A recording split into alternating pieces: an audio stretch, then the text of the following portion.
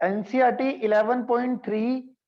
सबसे पहले आ जाओ आप पहले क्वेश्चन पे और देखते हैं जी पहला क्वेश्चन किस तरीके से होगा। मगर पहला क्वेश्चन करने से पहले ये एक आर्टिकल लिखा हुआ है, इस आर्टिकल पे मैं आपको बताता हूँ कौन कौन से क्वेश्चन है direct.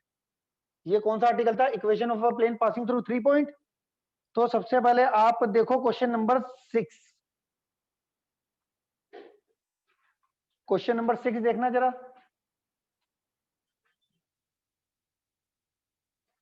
Classes sir. Question number 6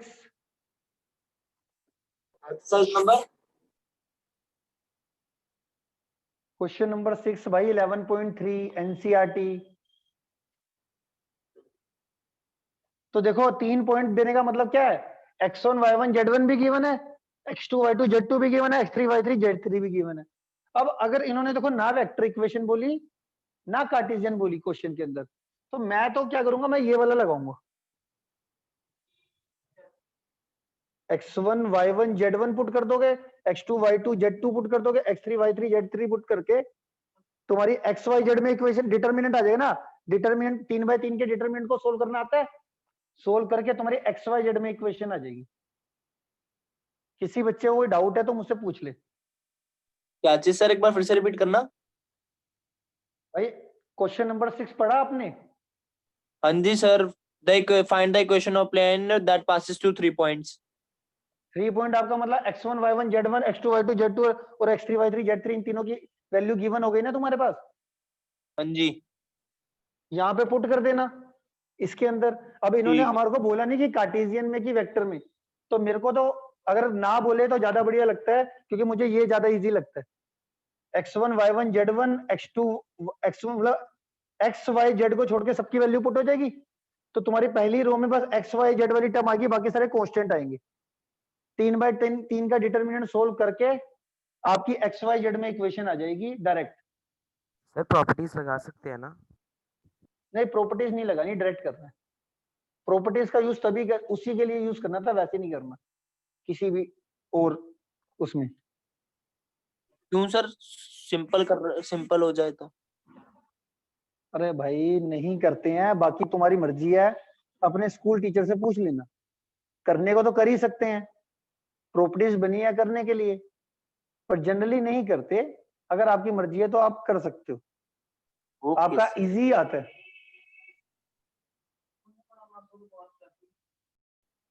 नीचे निकाली हुई है आपने।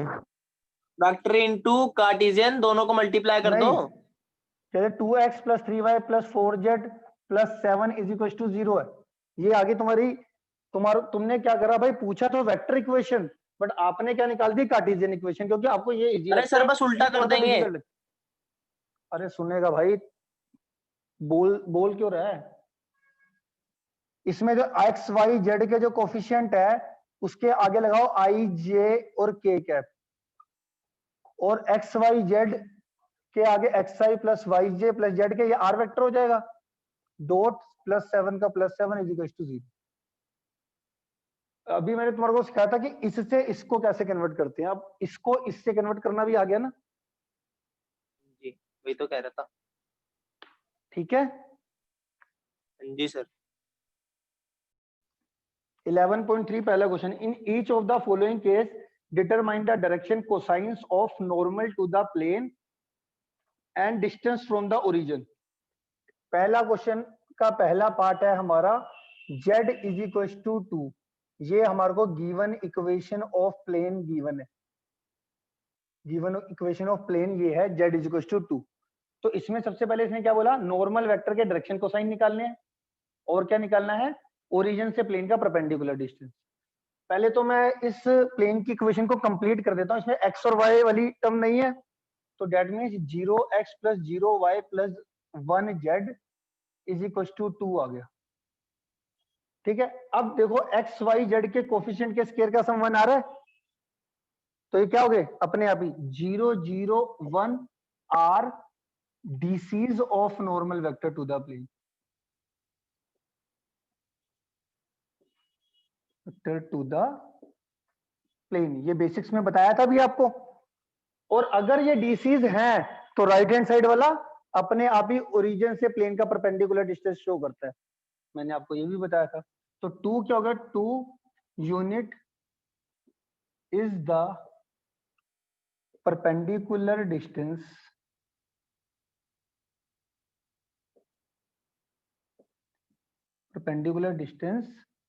from is the perpendicular distance of plane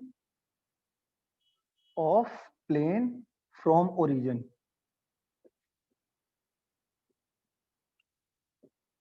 ठीक हो गया जी। और इसके ही अलग एक और क्वेश्चन कर लेते हैं। जैसे मान लो ये आ गया, इसका सेकंड पार्ट आ गया x plus y plus z is equal to 1। अब एक्स वाई जेड का कोफिशिएंट क्या डिनोट कर रहा है, drs of normal vector denote कर रहा है। यार होगा सर, सब 1 नहीं है ना। अब drs हो गए तो इट मींस कि भाई अब राइट हैंड साइड वाला जो कांस्टेंट है वो ओरिजिन से प्लेन का परपेंडिकुलर डिस्टेंस शो नहीं कर रहा। तो मैं क्या कर रहा हूं, एक्स वाई जेड का जो कोफिशिएंट है उनके स्केयर के सम से 1 का स्केयर प्लस इनका कोफिशिएंट कितना है एक्स वाई जेड का 1 1 1, एक्स वाई जेड के कोफिशिएंट क्या है 1 1 1। तो इनका स्केयर डिवाइड कर दो, दोनों को डिवाइड बोथ साइड बाय 1 का स्केयर प्लस 1 का स्केयर प्लस 1 के स्केयर का root, that is √3 on both side. जैसे ही आप ऐसा करोगे तो ये कितना आ जाएगा 1/√3x plus 1/√3y plus 1/√3z is equal to 1/√3।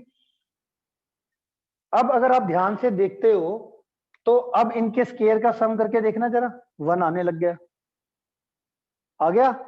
तो ये तुम्हारे क्या हो गए नॉर्मल वेक्टर के डायरेक्शन को साइन, और ये 1/√3 क्या हो गया ओरिजिन से प्लेन का परपेंडिकुलर डिस्टेंस। अब कर लोगे।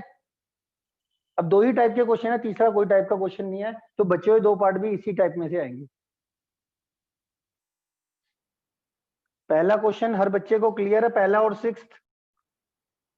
क्वेश्चन नंबर 2 पढ़ोगे तो क्या दे रखा है आपको, find the vector equation of a plane which is at a distance 7 unit from origin. कह रहा वेक्टर इक्वेशन निकालनी है एक प्लेन की और उसका ओरिजिन से प्लेन का परपेंडिकुलर डिस्टेंस दे रखा है, मतलब P की वैल्यू 7 यूनिट गिवन है इस बार। अच्छा जी, अगर P जब भी आए और वेक्टर इक्वेशन की बात है तो मेरे दिमाग में ना एक ही इक्वेशन आती है, क्योंकि P अगर राइट साइड दे रखा है तो लेफ्ट साइड n कैप ही होना चाहिए था, तुम्हें बताया था ना मैंने बेसिक्स में। तो अगर P की वैल्यू तो पुट करनी पड़ेगी, मतलब इक्वेशन ये वाली करनी पड़ेगी, मतलब n कैप और P चाहिए। और हमें क्या दे रखा है, और क्या दे रखा है बताओ, हमें दे रखा है n वेक्टर दे रखा है। इसमें n वेक्टर कितना दे रखा है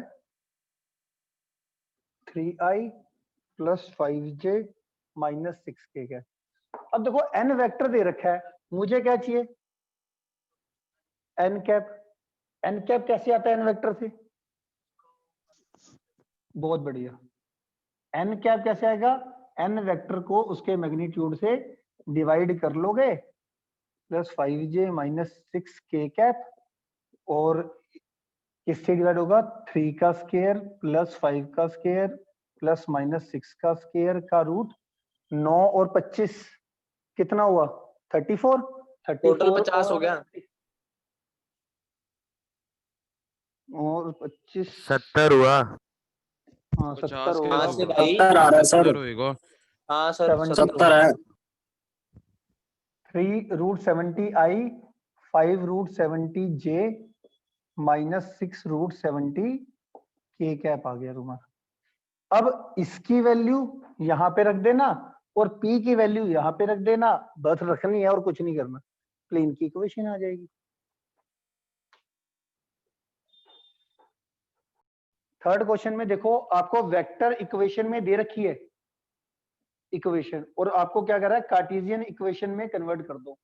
मल्टीप्लाई। तो आर वेक्टर को किस में कन्वर्ट करोगे xi plus yj plus Z के कैप में, फिर उनका डॉट प्रोडक्ट कर दोगे तुम्हारी कार्टेशियन इक्वेशन में आ जाएगी, xyz इक्वेशन में आ जाएगी। फोर्थ क्वेश्चन अभी छोड़ दो, फिफ्थ क्वेश्चन देखो।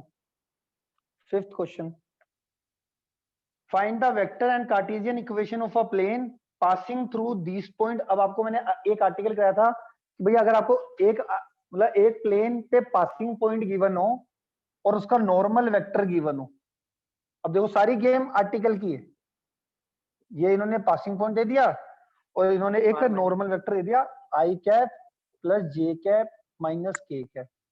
अब तुम उसे जितनी मर्जी क्रॉस क्वेश्चनिंग करो और पता नहीं किस तरीके की, आर्टिकल याद है, डायरेक्ट क्वेश्चन आ रहे हैं, डायरेक्ट आंसर लिखो, ठीक है। हाँ 1 पॉइंट वाला, तो 1 पॉइंट में मेरे पास, अब देखो इसको मेरे को वेक्टर फॉर्म में लिखना बहुत इजी है।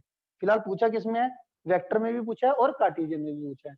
वेक्टर में इसकी इक्वेशन क्या होती है बताओ, क्वेश्चन नंबर हमारा कौन सा, ये 5th। तो हमारा वेक्टर इक्वेशन होती कौन सी है, पहले तो ये बताओ। Equation of a plane passing through 1 point, तो उसमें मैंने क्या बताया था, r minus r1 vector dot n vector is equal to 0। n vector पता है, r वेक्टर पता है, मगर इसको थोड़ा सा सोल्व करना पड़ेगा। कैसे, 1i plus 0j minus 2k cap dot n dot vector, तो 1j माइनस के साथ नहीं होगा।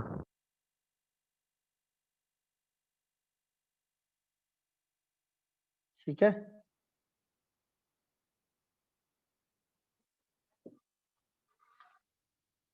ठीक हो गया इतना।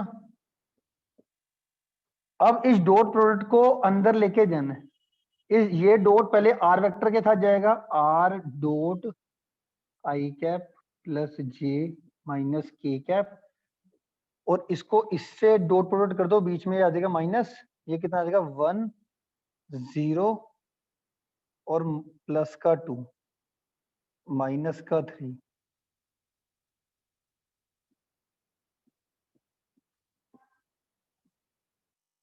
ये -3 को उधर लेके जाए, ऐसे लिख देना, which is required equation of plane. अब अगर आपसे कार्टेशियन पूछेगा तो कार्टेशियन में तो आता ही है, आर वेक्टर को किससे रिप्लेस करोगे, xi plus yj plus Z के, क्या डॉट प्रोडक्ट करके आपकी इक्वेशन आ जाएगी डायरेक्ट। ठीक है, ठीक है सर। 6 को, तो अगला भी क्वेश्चन कर लोगे आप 6 क्वेश्चन का, 5th क्वेश्चन का सेकंड पार्ट भी।